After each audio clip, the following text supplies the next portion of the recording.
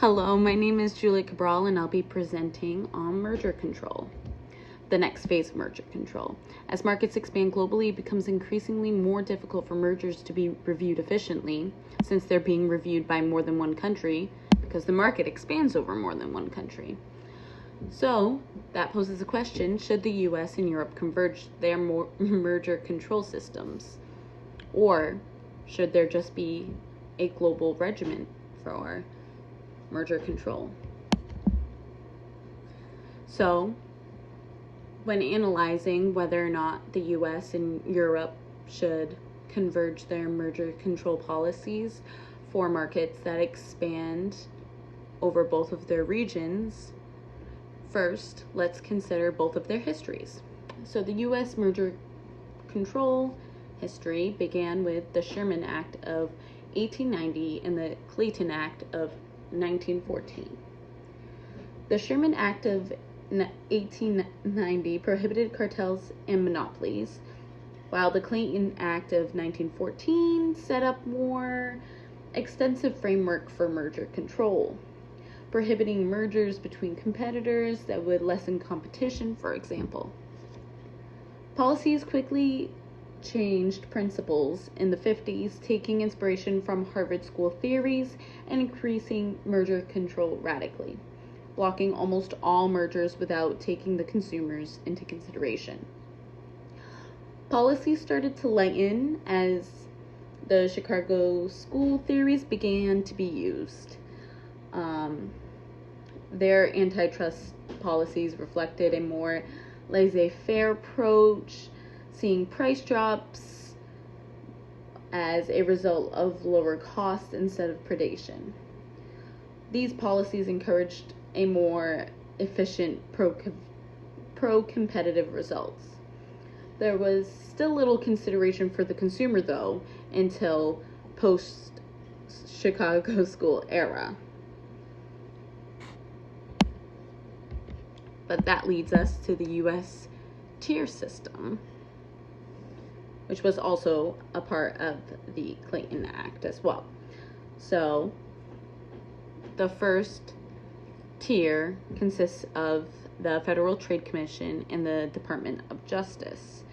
Now, they have the authority to investigate and challenge mergers and even block them from occurring. Second is the Federal Court District Judge or Administrative Law Judge reviews the merger. And the third tier is where parties can decide to appeal the decision to the U.S. Court of Appeals and then later to the Supreme Court. The U.S. has a very clear process of merger control, even if the ideologies behind their decisions to approve or deny mergers changes.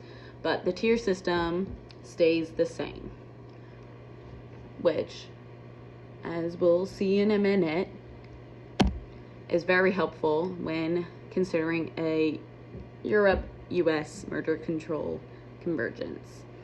But with the European merger control policies, they're a little newer,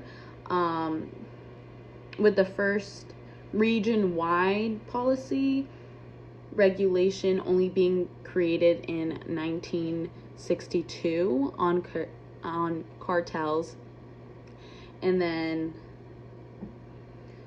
more importantly, regulations on mergers, also known as the Merger Regulation of 1989. So they don't have much of a history as the US does because Europe already converged, the whole continent's countries in their policies. So their history is a bit newer. But they also conveniently have a tier system. Now they have a 2-tier, 4-stage system instead of a 3-tiered system.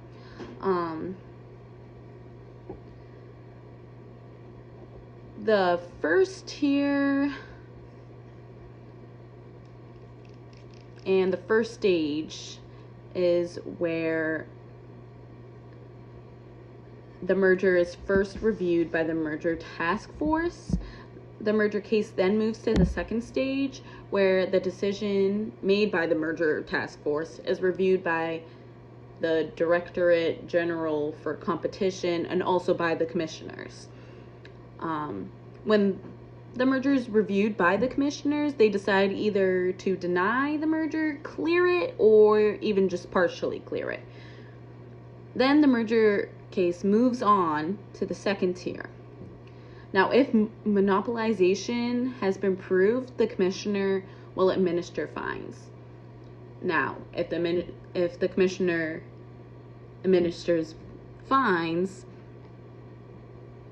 then parties are likely to appeal this decision to the general court.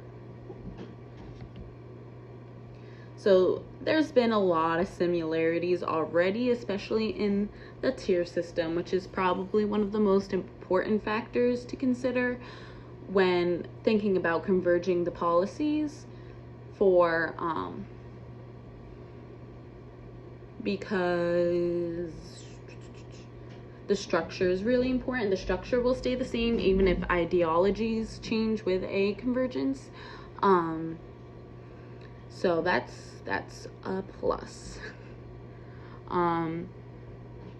Both regions allow competitors now to participate in some type of way and have their opinions be heard during open merger cases, which is actually pretty recent for both areas.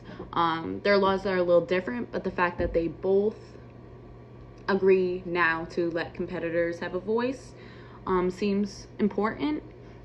The EU allows competitors to participate in a formal hearing where they can state their view, while the US allows competitors to gain access to documents relating to the merger case under review and then submit a less formal complaint to the Department of Justice or the Federal Trade Commissioner. So, also, sorry, I forgot the rest of the slide. Both the US and Europe have created guidelines with similar policies to prove a merger's efficiency by proving there's no alternative that's more competitive, because mergers are all about staying competitive, but not over competitive.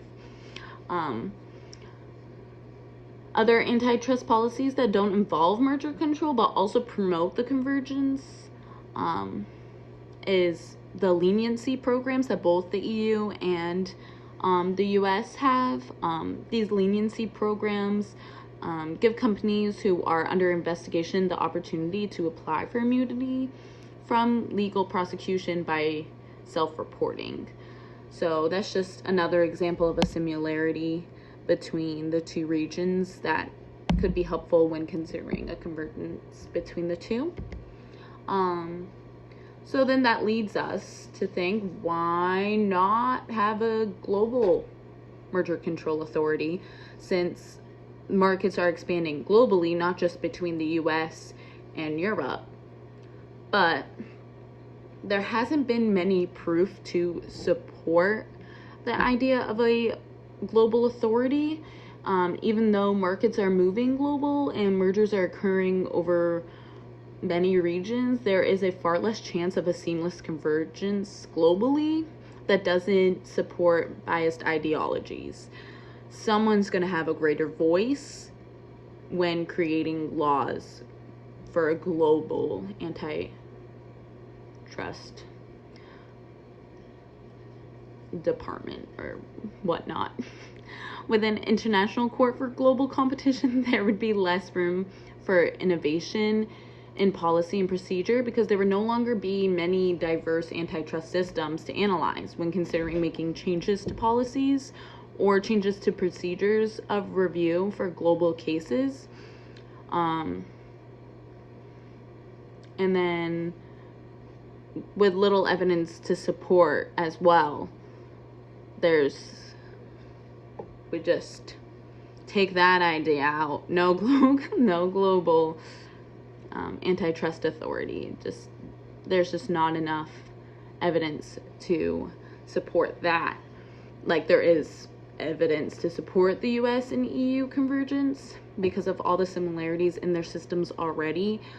Having numerous systems combine, it would just be a mess and take a long time. And even though we might move that way in the future, for now, I think a good first step is a convergence between the US and the EU, just because the markets are expanding more towards Europe and the US than they are to other regions of the world. And even in the markets that do expand that way, there's just very little similarities between the antitrust laws that are already in place. So, yeah. So in conclusion, the US and Europe should converge their merger control policies to review cross-border mergers more efficiently. And then I have some references beginning to see. So, have a great night.